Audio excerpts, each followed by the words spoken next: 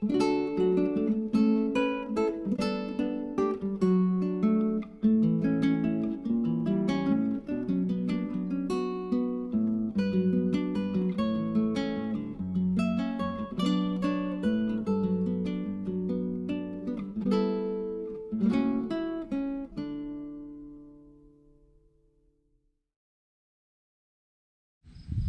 guys, David Michael here.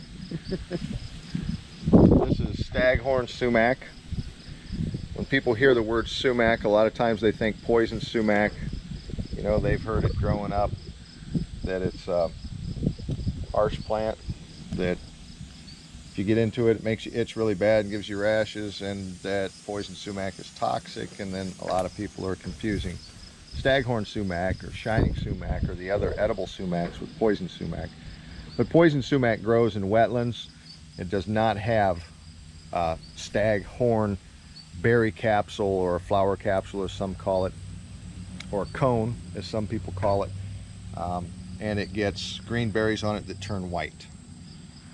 So poison sumac and staghorn sumac are two very different things, and there are a handful of sumacs in North America. Where I'm at, there's shining sumac, which we call winged sumac around here, and staghorn sumac. And there's a couple of varieties in the Northwest. One of them is called squaw bush, I think. I've never done anything with squaw bush, but the staghorn sumac is something that I have messed with now for quite a while. And you can see that the twig is really fuzzy. And you can see this berry capsule. Now, it has hairs, fine hairs that you almost need a microscope or a magnifying glass to see, and that's part of what's going to make this excellent tea. Now, in the early summer months, it's good to drink sassafras tea because it thins the blood. It really helps you in hot weather. You can handle hot weather a lot better if you drink sassafras tea. But then when fall comes, I like to switch over to sumac tea, or what some people refer to as pink lemonade, although the majority of the time mine doesn't turn out as pink as I've seen some other people in the North Country have. What you do is you pick this berry capsule, just like this. Usually I use pruners, and that's what we're going to use to make the tea. And I'm going to do a video on how to make the tea from this. Also, the young shoots of this, when they're coming up in the spring, can be peeled and eaten. But you'll have to peel this until you get to a pulpable core, and they're edible raw.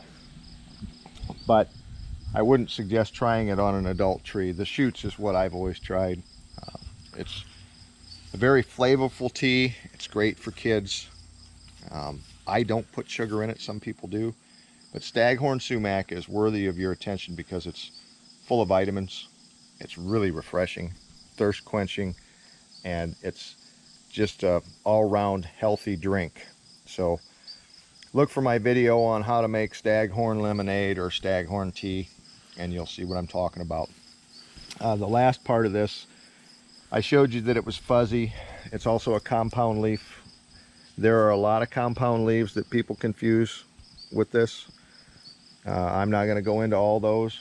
Just know that the telltale sign is the staghorn on a compound leaf with fuzzy stems. There's another variety that's smooth sumac that doesn't have them, but this red berry capsule on both smooth and staghorn sumac can be made into tea or a beverage. So look for it, try it. Oh, one more thing I wanted to say, forgive me for that, is when to harvest. Now, right now it is the last week of August, and from about that time all the way through September, I'll harvest these on good fruitings. And the reason that I don't harvest it after the killing frost is this becomes really buggy, and you know, it kind of sucks when you put this seed capsule in a cold water infusion and bugs crawl out. It always kind of changes your mind about wanting to drink the tea. So I always collect it before the killing frost, and I try to collect it before the end of September. Our killing frost around here is usually the second week of October. Anyway, staghorn sumac, and I'll show you the next video how to make the tea. Safe foraging, everybody.